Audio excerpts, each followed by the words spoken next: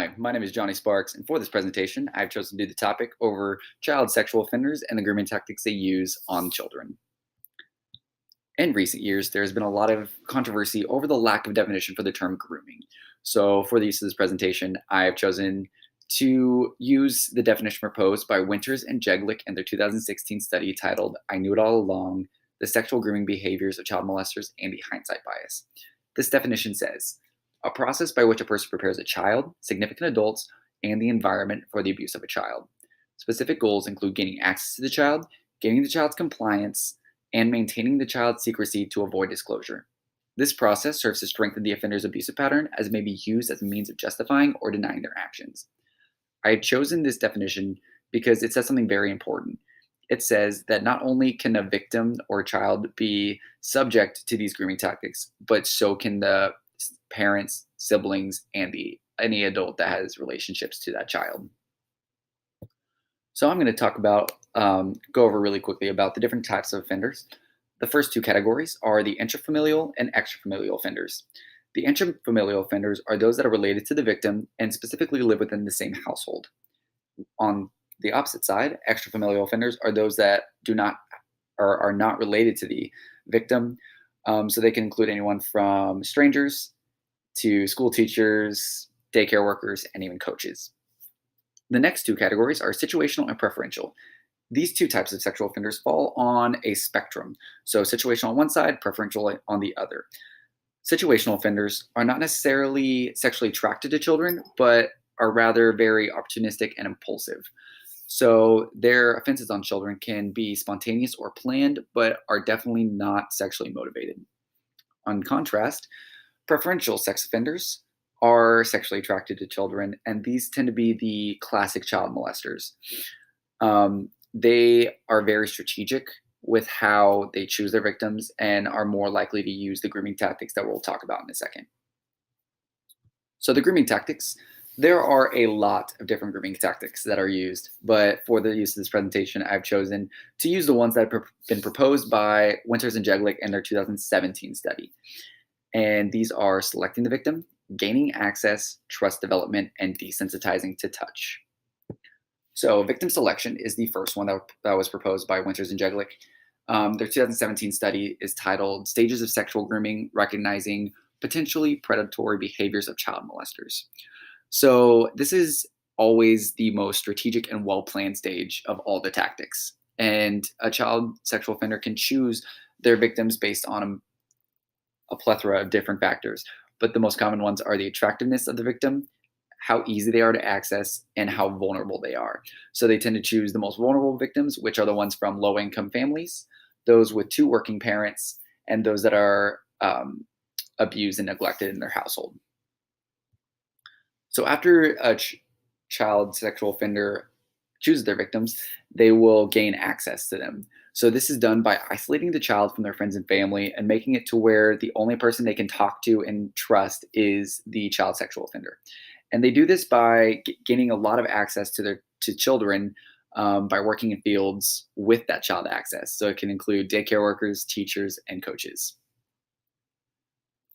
Trust development is the third tactic, and it can be concurrent with the gaining access tactic, but doesn't have to be. So during this trust development tactic, they cultivate those relationships with the child as well as the family of the child so that they can better gain the access into their home and start developing that trust. So they do this by they share secrets with the child. And if they find that the child can keep a secret, then they're more likely to keep that sexual abuse secret as well. They adjust the strategies based on the victim's age, developmental abilities, and vulnerabilities so that they can better manipulate each individual victim. And the last tactic is probably the scariest, and it's touch desensitization. This is when a child sexual offender will start using the innocent behaviors, so like a shoulder, back pat, or a touch on the shoulder, and they will gradually increase physical contact until they reach that sexual contact. So depending on the age and developmental abilities of the children, they will turn these innocent behaviors into games. So they'll start by playing hide and seek in the dark, to hide and seek under the covers, and then eventually that sexual contact. This is also the part where the child sexual offender will expose the victim to porn or erotica, specifically child pornography, just to show them that the children in the pictures are doing it, so they should do it too. So now we're going to talk about the related issues to grooming tactics and child sexual offenders, and they are identification of abuse and tactics, stranger danger, and the hindsight bias. So Winters and Jeglick in the 2017 study proposed that not many people know about the grooming tactics that child sexual offenders use, so they don't know what to watch out for. So this can make identifying child sexual abuse very difficult. And what made it even more difficult was the 1980s introduction to stranger danger. Stranger danger was very popular in the 80s, and it made it to where children only watched out for strangers, and they made sure to know that the only people that will hurt children are those that are not related and don't know them. So they really incorporated the classic child molester into this program and made it to where there was a lack of education on intrafamilial offenses. So nobody was watching out for those within the family that would abuse the children. And in their 2017 study, as well as their 2016 study, Winters and Jeglick did an experiment on a lot of college students. And it showed that when people were asked if they could identify those grooming tactics when they're used, a lot of them said yes because of the hindsight bias, which is the I knew it all along phenomenon. So they were overestimating the likelihood of being able to identify those grooming tactics and identify whether child abuse was taking place. When in reality, if they were exposed to that in real life, they would not be able to identify them.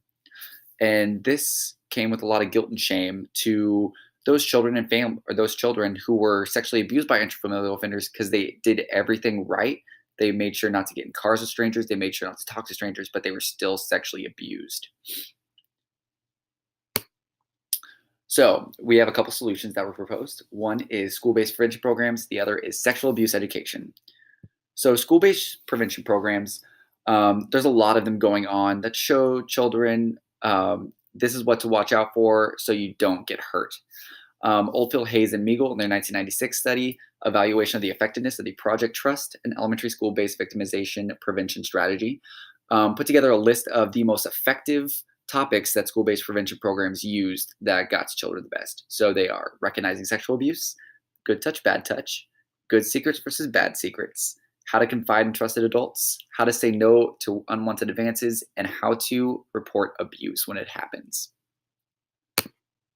And that leads to my second point, sexual abuse education.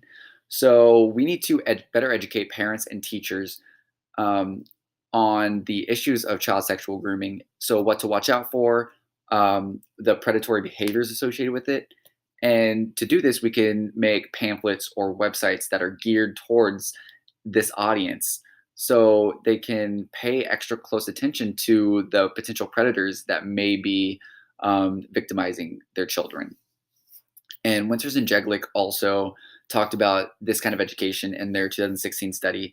And they, like I said, they thought that it would drastically decrease the number of cases of child sexual abuse due to child sexual offenders. So this problem has always been going on, but in recent years, it's gone worse with the use of the internet. And so we really need to start educating parents and teachers and other mandated reporters on what to watch out for. That was my presentation. Thank you.